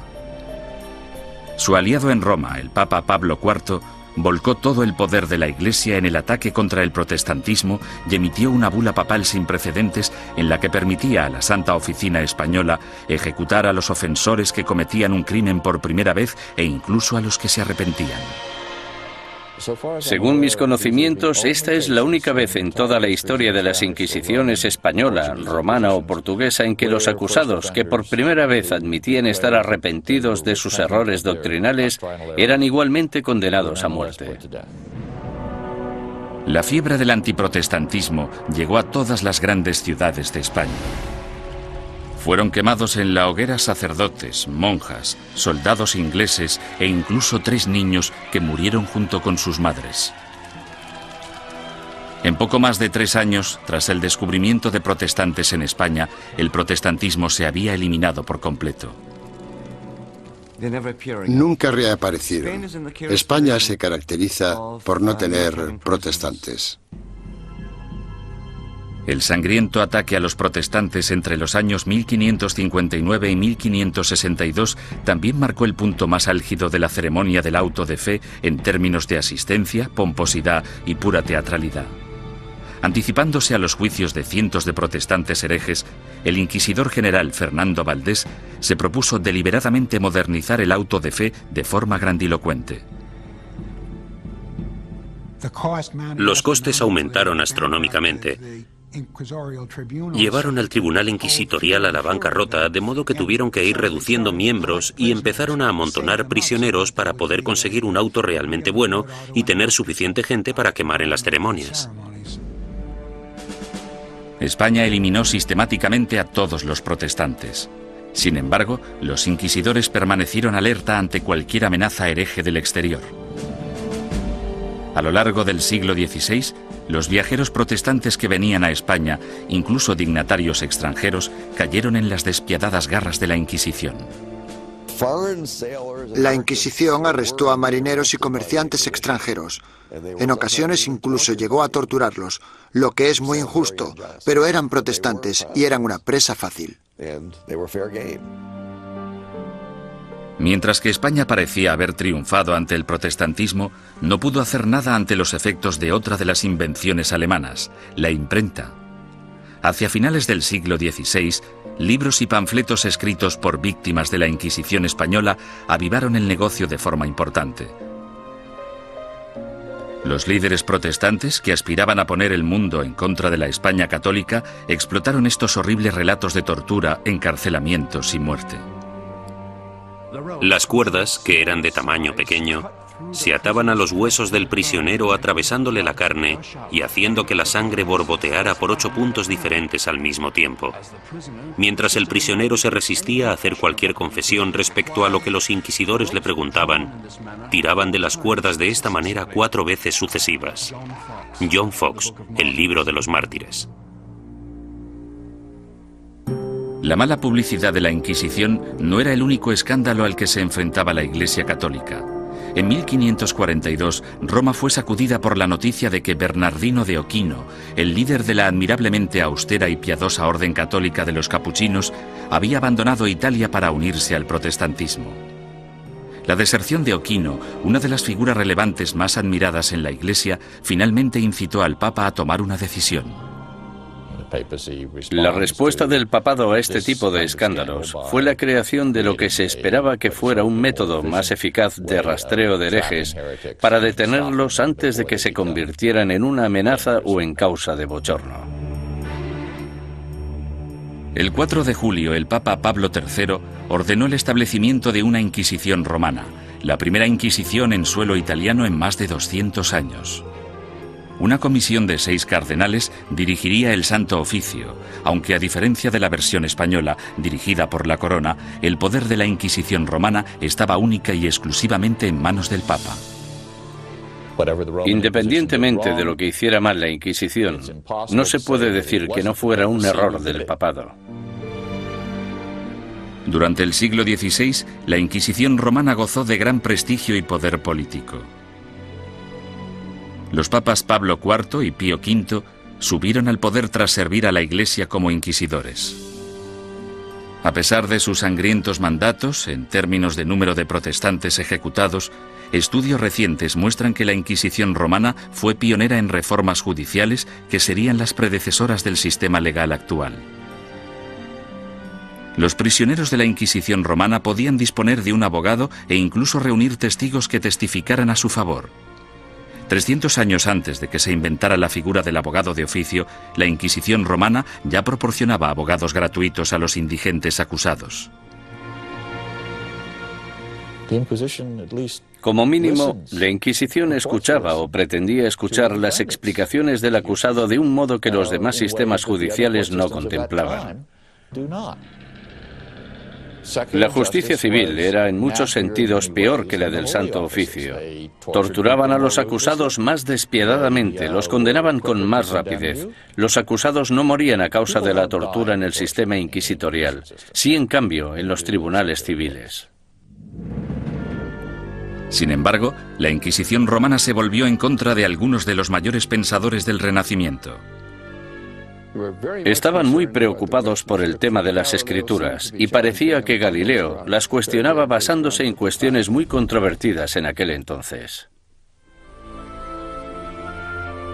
El ataque de la Inquisición romana contra el protestantismo supuso mucho más que arrestos, castigos y ejecuciones. En 1559, el Vaticano publicó su Índice de Libros Prohibidos, en el que listaba cientos de libros y autores considerados peligrosos para la fe y la moral de los buenos católicos. Cualquier ciudadano que poseyera uno de estos libros prohibidos podía ser arrestado. Algunos autores encontraron sus libros listados en este índice simplemente porque una o dos frases sueltas se habían considerado erróneas. Sir Thomas More, político inglés que irónicamente fue decapitado por su lealtad a la religión católica, también fue considerado un autor prohibido. En relación a ciertos pasajes de sus libros, el índice decía: podéis leer este libro, pero debéis saltaros este pasaje. Es cierto que mucha gente famosa aparecía en este índice y, por tanto, estaban prohibidos. Los historiadores cuestionan si dichos índices tuvieron algún impacto real. Hay literalmente miles de títulos en cada índice, y aparte de un grupo de inquisidores y de obispos, pocos sabían exactamente qué estaba prohibido. Con mis investigaciones he podido demostrar que en Cataluña, por ejemplo, nadie hacía caso al índice. A lo largo de todo el siglo XVI, las librerías de Barcelona vendieron públicamente libros que aparecían en el índice de libros prohibidos. Simplemente fingían no conocerlo. Como instrumento de censura, el índice de libros prohibidos resultó ser algo de mucho ruido y pocas nueces. Sin embargo, no hay ninguna duda de que la Inquisición romana tuvo un efecto represivo sobre las ideas intelectuales y científicas y que destruyó las vidas y los legados de algunos de los mayores pensadores del Renacimiento. Giordano Bruno fue uno de los genios más excéntricos del siglo XVI. Medio filósofo, medio loco, su visión del cosmos, considerada inverosímil en su época, de hecho se anticipó a la concepción actual del sistema solar. Bruno era un visionario. Se consideraba casi una segunda reencarnación de Cristo, aunque de hecho tenía sus dudas sobre la divinidad de Dios, pensamiento por el que fue acusado. El tratado más famoso de Bruno, publicado en 1584, pronto le hizo merecedor de aparecer en el Índice romano. De título Sobre el universo infinito y los planetas, es una mezcla extravagante de misticismo y astronomía de Copérnico. Bruno lanzó la teoría de que existe vida inteligente en otros planetas situados más allá de las estrellas. Enseñaba que la unificación de todas las religiones, incluidas el Islam y el judaísmo, era la única salvación de la humanidad. Estas creencias herejes provocaron aversión tanto entre los católicos como entre los protestantes. En un periodo de tensión religiosa, las personas como Bruno representaban una amenaza enorme porque en realidad parecían desechar casi todos los pilares básicos del cristianismo. Durante 15 años, Bruno evitó cautelosamente la Inquisición romana, manteniéndose alejado de Italia. Sin embargo, en 1591, un rico mecenas le convenció para viajar hasta Venecia y una vez allí le traicionó denunciándole ante el Santo Oficio. El encarcelamiento y el juicio de Bruno duraron 7 años, durante los que el tribunal romano llegó prácticamente a implorarle que abandonara sus creencias herejes. Él se negó. Habría sido como repudiar toda su vida. En mi opinión, para un hombre como Bruno, que estaba completamente convencido de sus propios poderes, habría sido casi imposible actuar de otro modo. Tal vez vuestro miedo a juzgarme sea mayor que mi miedo a ser juzgado. Giordano Bruno. La obstinación de Bruno enfureció tanto al Papa Clemente VIII que él mismo le condenó a muerte. El 8 de febrero de 1600, Bruno fue conducido al campo dei Fiori, en pleno corazón de Roma, y fue quemado vivo. En la actualidad, una estatua en su honor, erigida en el año 1829, marca el lugar de los hechos. Otro intelectual renacentista, Galileo Galilei, también desató la ira de la Inquisición. Cuando construyó el primero de sus famosos telescopios en el año 1609, Galileo ya era un físico y profesor de matemáticas de fama mundial. En 1613 publicó 2 libros más, Mensajero Celestial y Manchas Solares, en los que defendía la teoría de Copérnico, según la cual la Tierra no solo gira sobre sí misma, sino que además da una vuelta anual alrededor del Sol. Oficiales ultrajados de la Inquisición denunciaron las creencias de Galileo y citaron numerosos pasajes de las Santas Escrituras que describen la Tierra como centro estático del universo.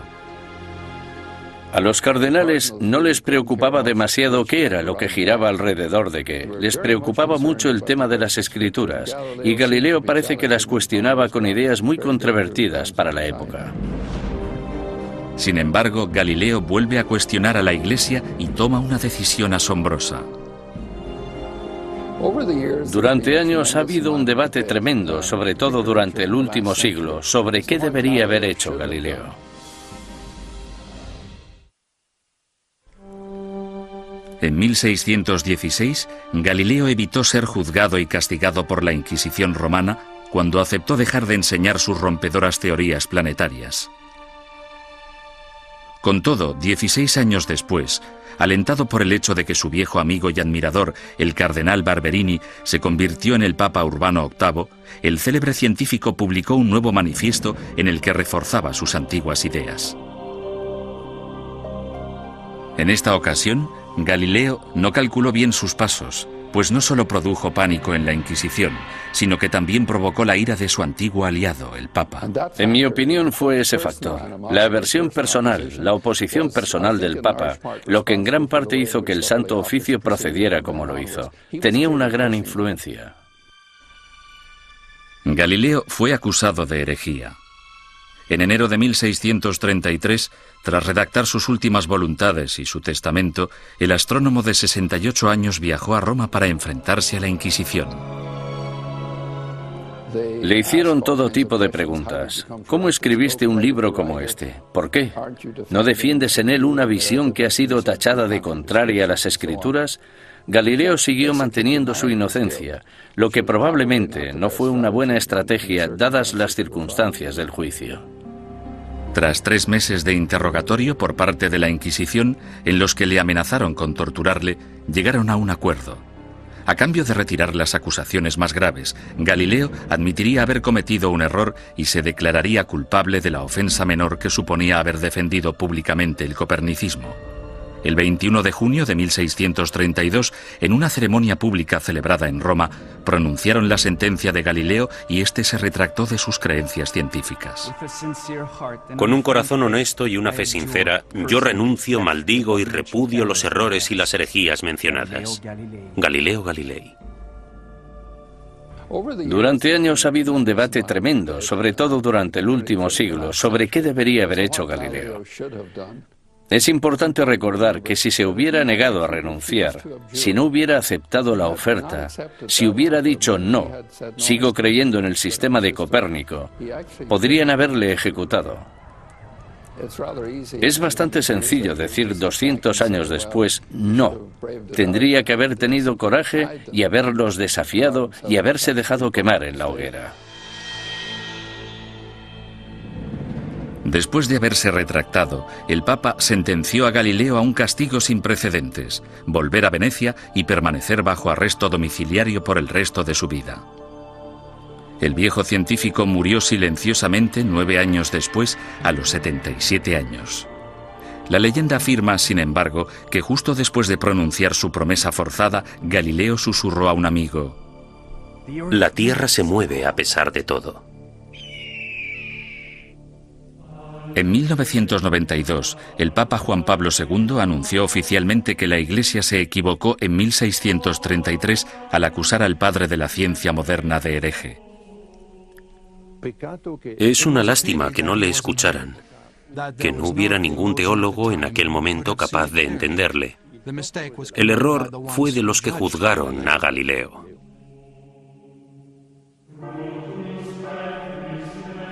Los siglos XVII y XVIII fueron un período de declive para todas las inquisiciones. En España, aparte de la necesidad de erradicar a los conversos acusados de practicar secretamente el judaísmo, la Inquisición española se centró en la persecución de comportamientos personales inaceptables, como por ejemplo la homosexualidad, la bigamia y el adulterio, así como también los crímenes del clero. Las ceremonias de castigo, los autos de fe, siguieron celebrándose de forma esporádica en el siglo XVIII. Sin embargo, el prestigio de la Inquisición quedó mancillado cuando Felipe II rechazó expresamente acudir al auto celebrado en honor a su coronación. Los propios españoles empezaron a ver la Inquisición como un instrumento anticuado. Y a partir del año 1730 desapareció por completo. Inspirado por los ideales y las reformas de la Ilustración, Portugal empezó a desmantelar su oficina de la Inquisición. Alrededor de 1773, los autos de fe se ilegalizaron y las distinciones entre cristianos viejos y cristianos nuevos se eliminaron de las leyes portuguesas. Fue necesario que el ejército de Napoleón invadiera Italia y España para acabar definitivamente con la Inquisición. Algunas de las primeras acciones del régimen francés al entrar en Madrid en 1808 fueron abolir la Inquisición, confiscar todas sus propiedades y llevarse todos los archivos que encontraron. Napoleón fue incluso más lejos en Roma, donde no solo confiscó los archivos, sino que también se llevó como prisionero al Papa. En 1814, el imperio napoleónico se derrumbó y el Papa Pío VII regresó sano y salvo a Roma. Finalmente, en el año 1820, la Inquisición española fue ilegalizada completamente. Al oír la noticia, grupos de ciudadanos asaltaron el palacio, quemando y destruyendo todos los informes inquisitoriales. Algunas personas cuyos familiares habían sido juzgados no querían que se supiera. Por eso los robaron y los destruyeron. A pesar de la aplastante realidad, el papado se negó a admitir que el final de la Inquisición era inevitable. La Inquisición romana continuó ejerciendo teóricamente, no en la práctica, durante los siguientes 150 años. En 1965, el Papa Pablo VI reorganizó el Santo Oficio llamándole la Congregación para la Doctrina de la Fe. Todavía existe en la actualidad, aunque solo interviene como consejera en asuntos eclesiásticos. No realiza investigaciones ni impone la doctrina de la Iglesia.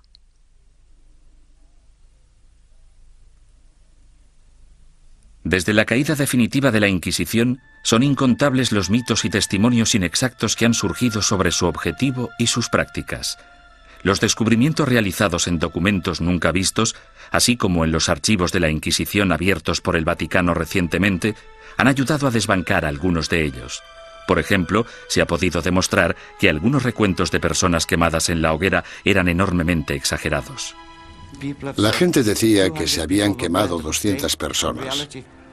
De esas 200, quizá 3 fueran reales y 197 imaginarias.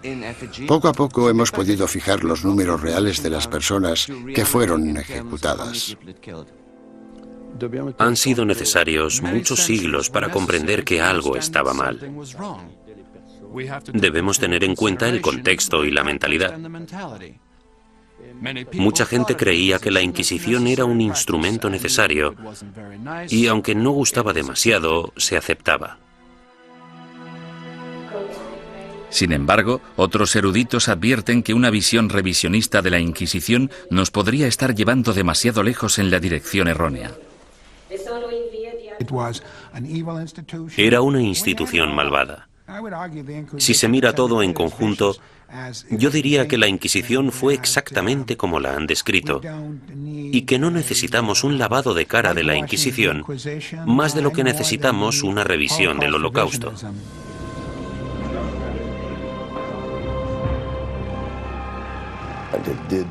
Torturó a gente, impuso fuertes castigos, quemó a personas.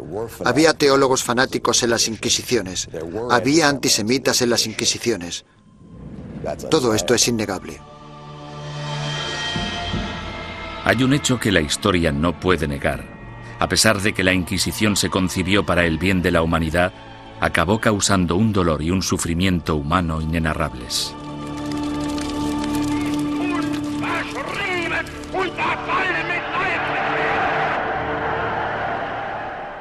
Las Inquisiciones existieron durante casi 6 siglos y lucharon por la necesidad de un grupo de imponer sus ideas sobre las de los demás.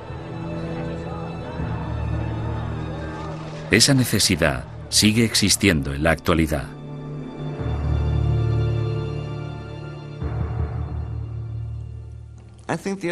Creo que la lección que debemos aprender de la Inquisición es que no debemos verla como algo único.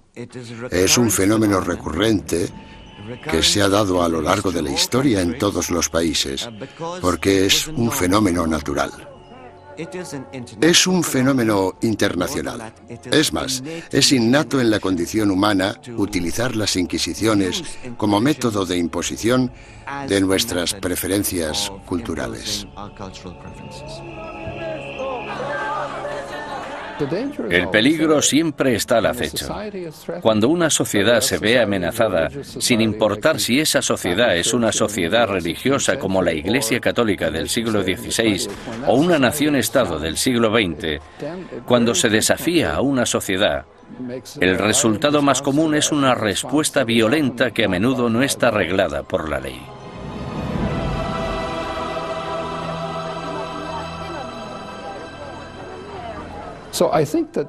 Por lo tanto, creo que esta reacción ante la amenaza es tan antigua como la humanidad y, sin duda alguna, perdurará en el futuro.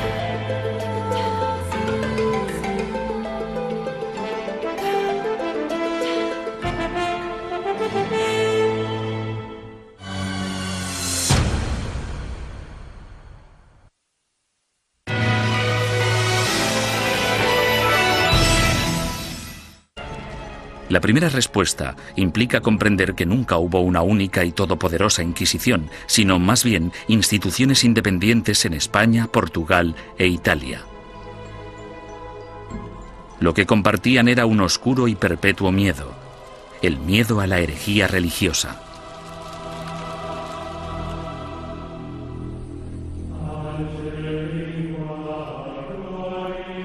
Año 1100 después de Cristo.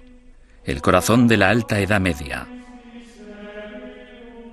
Una frágil alianza de reinos y provincias, conocida como el Sacro Imperio Romano, ocupa gran parte de lo que hoy conocemos como la Europa moderna.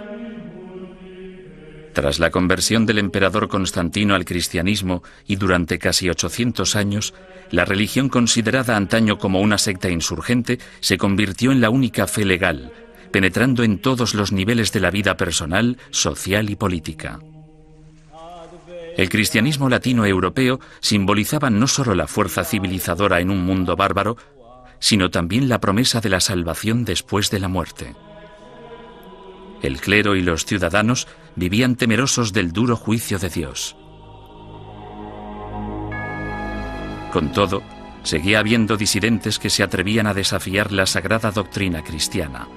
La Iglesia tachó a estos rebeldes de pecadores o herejes. El estar equivocado en relación al dogma de la Iglesia no te hace hereje porque existen muchos dogmas religiosos.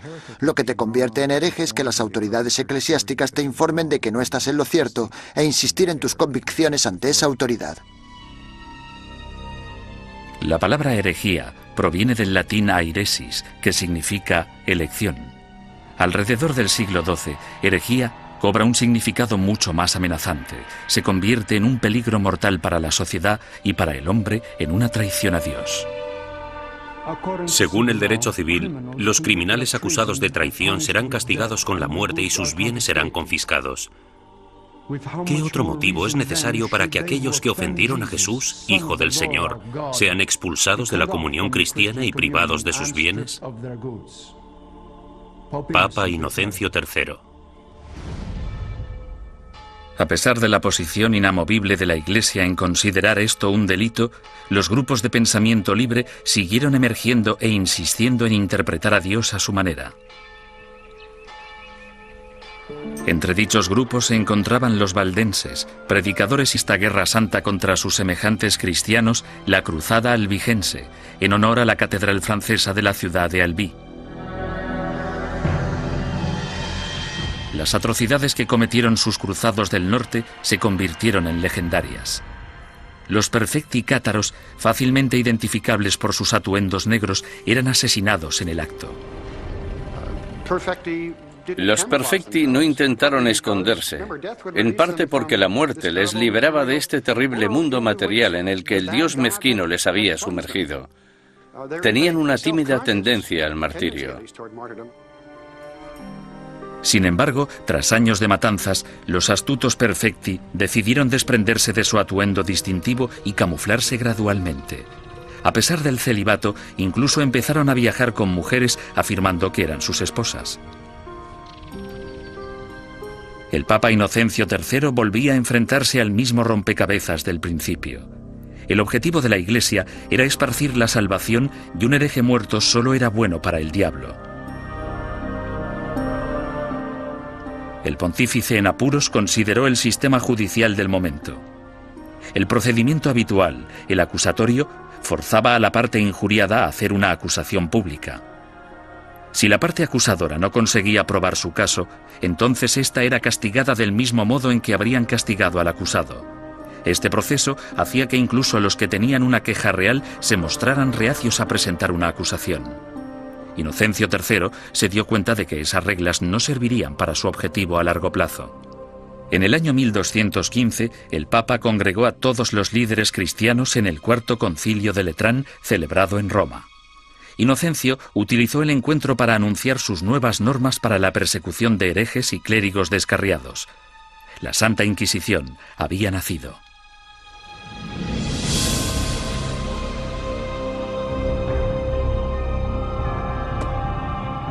El sistema de la Inquisición suponía una innovación maravillosa y se asemejaba bastante al Tribunal Popular de nuestro sistema, que emite una causa probable y una acusación. No tenían que demostrar nada, solo necesitaban tener muy claro o tener suficientes indicios que sugirieran la culpabilidad del acusado. El proceso inquisitorial de Inocencio III daba la potestad al investigador de construir un caso completo, recogiendo a escondidas las opiniones de la gente de la comunidad. En 1231, el Papa Gregorio IX inicia un concurso público para el nombramiento de nuevos agentes especiales, llamados inquisidores de la depravación hereje.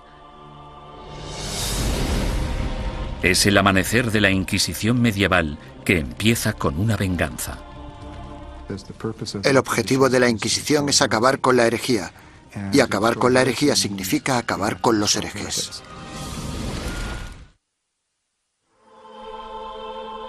El Papa Inocencio III fracasó en su intento de eliminar a los cátaros, la secta más poderosa del sur de Francia. Sin embargo, en 1231, su sucesor, el Papa Gregorio IX, tramó un plan para volcar todo el poder del nuevo sistema legal de la Inquisición contra ellos. El Papa nombró a muchos sacerdotes y frailes inquisidores y los mandó a tierras germanas y francesas para que acabaran con los criminales religiosos.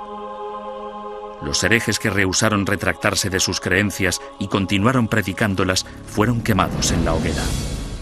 Si fracasaban, los herejes iban al infierno. El objetivo de todo esto era salvar a tanta gente como fuera posible, pero había que hacer ciertas cosas si se querían salvar muchas vidas. El Papa Gregorio pronto se percató de que encontrar a un buen inquisidor era muy difícil. Los más entusiastas a menudo eran fanáticos fuera de control. Conrad de Marburg, el más célebre de los primeros inquisidores, convenció a Gregorio IX de que había descubierto una secta secreta alemana llamada los luciferinos. El modus operandi de Conrad consistía en reclutar a una pandilla de linchamiento, arrestar a los supuestos herejes y ofrecerles dos opciones: retractarse o arder vivos.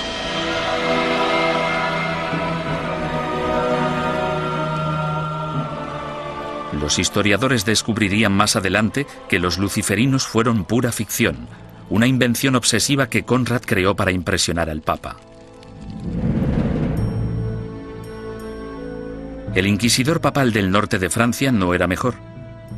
Un cátaro convertido de nombre Robert Le Boucq acorralaba a grupos de supuestos herejes y celebraba estrepitosos juicios públicos. En un suceso devastador, 183 cátaros fueron interrogados, sentenciados y quemados vivos en un solo día. Tras años de protesta por parte de los obispos franceses, el Papa finalmente se dio cuenta de que Robert e itinerantes que erraban por el sur de Francia y el norte de Italia viviendo en apostólica pobreza. El atractivo de los valdenses parece que fue su visión de un cristianismo simplificado, de la habilidad de todos para predicar si se poseía la inspiración del Espíritu, sin importar si se era clérigo o no. La Iglesia insistía que cualquiera que quisiera dedicarse a la predicación pública debía ser acreditado por el obispo de su diócesis. Cuando los valdenses se negaron a dejar de predicar, el Papa Lucio III emitió un edicto, conocido como Bula Papal, que tachaba el movimiento de hereje y excomulgaba a todos sus seguidores. La herejía se contemplaba como una amenaza a la comunidad cristiana. Era algo que podía perturbar a la gente, y no solo perturbar, sino que podía enajenar a toda la sociedad de la fe. Por eso era tan importante luchar contra ella. Los valdenses fueron suaves en comparación con los herejes más radicales, los cátaros. Los cátaros veían su fe como la única verdadera y se mostraban completamente hostiles ante la iglesia establecida, a la que consideraban perniciosa. Los cátaros llamaban a sus sacerdotes perfecti o buenos cristianos. Comprometidos con una vida de estricta abstinencia, los sacerdotes no podían mentir, blasfemar, comer carne ni mantener relaciones sexuales. Acusaban a la Iglesia organizada de abusar cada vez más de su poder clerical. La austeridad de los perfecti cátaros parecía, en comparación, sumamente atractiva. En ese sentido, era una vergüenza para la Iglesia que existiera un grupo capaz de vivir realmente de acuerdo con la fe de Cristo y sus apóstoles, mientras que los abogados y administradores de la Iglesia vivían como grandes príncipes. Alrededor del siglo XIII, Europa era un foco de herejía. Al sur de Francia floreció el catarismo. La tensión aumentó hasta que una conspiración cátara asesinó a un representante papal que predicaba en la región del Languedoc en el año 1208. Ultrajado, el Papa Inocencio III reclamó una nueva cruzada en contra de los herejes. Lo que hizo fue básicamente pedir a la nobleza del norte de Francia que se trasladara al sur del país y que convenciera a los nobles de la región, que no perseguían al movimiento cátaro, de que lo hicieran y que propiciaran las condiciones adecuadas para erradicar a los cátaros del mundo rural. El Papa denomina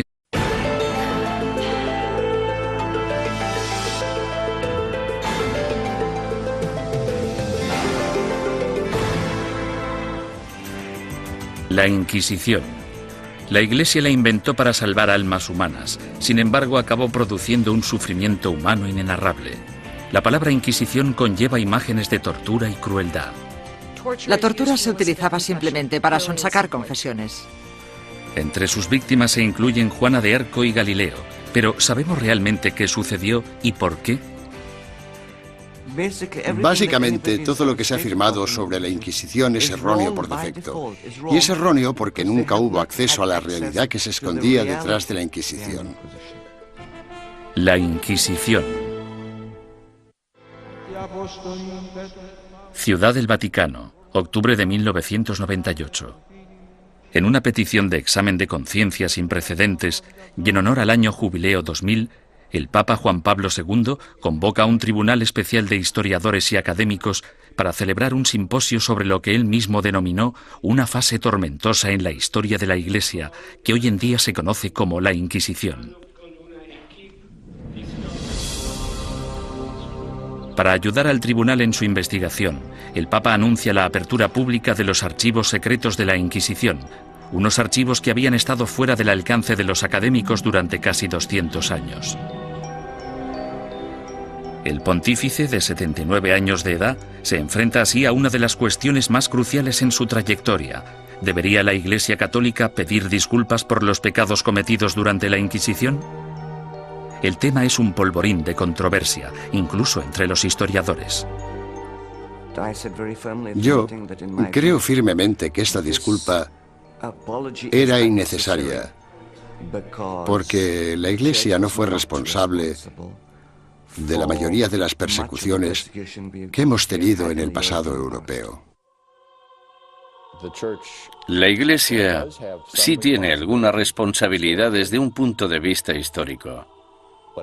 Fuera lo que fuere lo que la Inquisición hizo mal, no se puede decir que no fuera responsabilidad del papado.